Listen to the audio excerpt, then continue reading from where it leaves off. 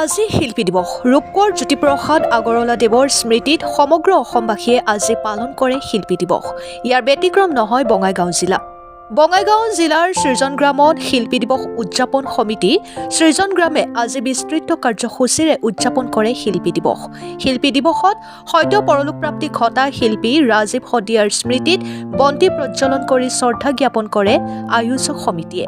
জ্যোতিপ্ৰসাদৰ গীত মাতেৰে জীপাল হৈ উঠে সৃজনগ্ৰাম। অভয়াপুৰীৰ পৰা আজিজুল ইছলামৰ ৰিপৰ্ট, অৰুণোদয় আছাম। শিল্পী দিৱস উদযাপন সমিতি সৃজনগ্ৰামৰ উদ্যোগত আমি ইয়াতে বহল ভিত্তিত আমি শিল্পী দিৱস উদযাপন কৰিছোঁ। জ্যোতিপ্ৰসাদ আগৰৱালাৰ মৃত্যুতিথি দিনটো আজি আমি ইয়াত দুগৰাকী ব্যক্তি আমি যিগৰাকীক উদ্দেশ্য কৰি এই অনুষ্ঠান পাতিছোঁ, প্ৰয়াত জ্যোতিপ্ৰসাদ আগৰৱালাৰ প্ৰতিচ্ছবিৰ সন্মুখত শ্ৰদ্ধাঞ্জলি। আমি লগতে আৰু এটা অনুষ্ঠান ৰাখিছোঁ, সদ্য প্ৰয়াত কণ্ঠশিল্পী ৰাজীৱ শদিয়াৰ প্ৰতিচ্ছবিটো আমি মাল্য অৰ্পণ কৰিছোঁ, শ্ৰদ্ধা জনাইছোঁ, তেখেতৰ বিদেহী আত্মাৰ সদ্গতিৰ কাৰণে কামনা কৰিছোঁ। আজি আমি শিল্পী দিৱসৰ লগত আমি কিছু কাৰ্যসূচী যুগুত কৰিছোঁ। আমি কোনো ধৰণৰ ইয়াত প্ৰতিযোগিতা আমি অনুষ্ঠিত কৰা নাই।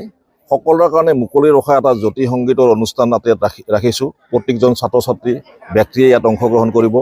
জ্যোতিপ্ৰসাদৰ গীতৰ আধাৰত আমি নৃত্য অনুষ্ঠান আৰু জ্যোতিপ্ৰসাদ আগৰৱালাৰ কৰ্মজীৱনৰ ওপৰত ছাত্ৰ ছাত্ৰীসকলে কি জানে, তেওঁলোকৰ সম্যক ধাৰণা কি জ্যোতিপ্ৰসাদ আগৰৱালা, আমি সেইটো এটা প্ৰতিভা বিকাশৰ এটা অনুষ্ঠান ছাত্ৰ ছাত্ৰীৰ মাজত আমি অনুষ্ঠিত কৰিছোঁ।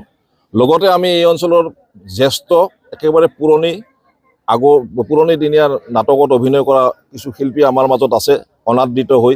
সেইসকলক শিল্পীক আমি এই মঞ্চত আনি আমি আনুষ্ঠানিকভাৱে তেওঁলোকক আমি আজি সম্বৰ্ধনা জনাৰ ব্যৱস্থা কৰিছোঁ।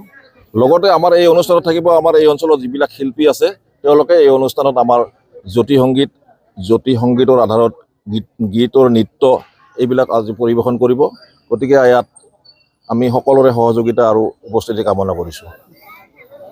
আজি ৭৩ বছৰ আগত অসমৰ জ্যোতিষ্ক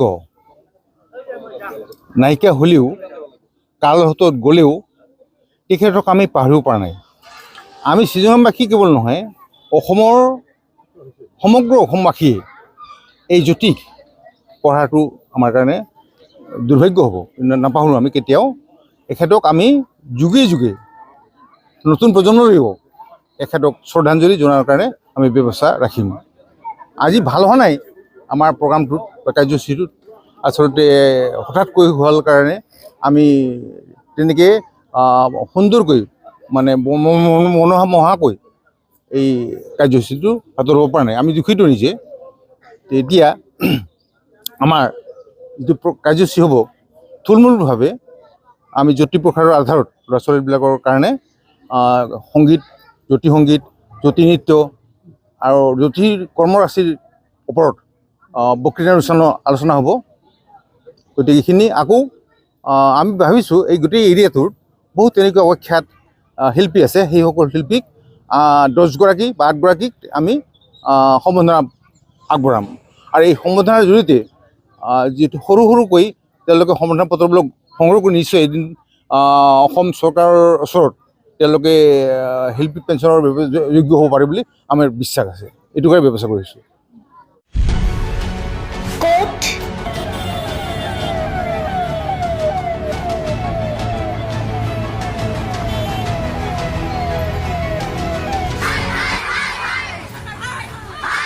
কিয়, কেনেকৈ?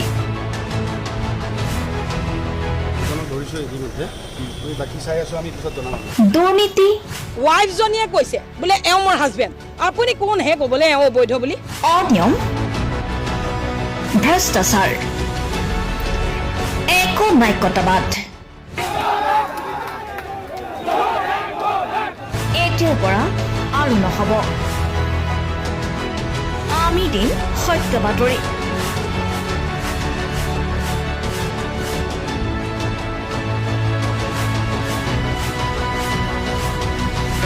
নিজকে সংস্থাপিত কৰাৰ বাবে শুদ্ধ ৰূপত নিৰ্ভীক নিৰপেক্ষতাৰে আমি সাজু। অসমৰ উন্নয়নমূলক যাত্ৰাই আজি এক নতুন দিগন্ত ভৰি দিছে। অসমৰ ৰাইজৰ পৰা আমি সদায় আশীৰ্বাদ বিচাৰোঁ।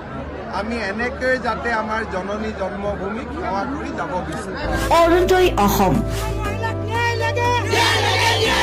নিৰ্ভীক নিৰপেক্ষ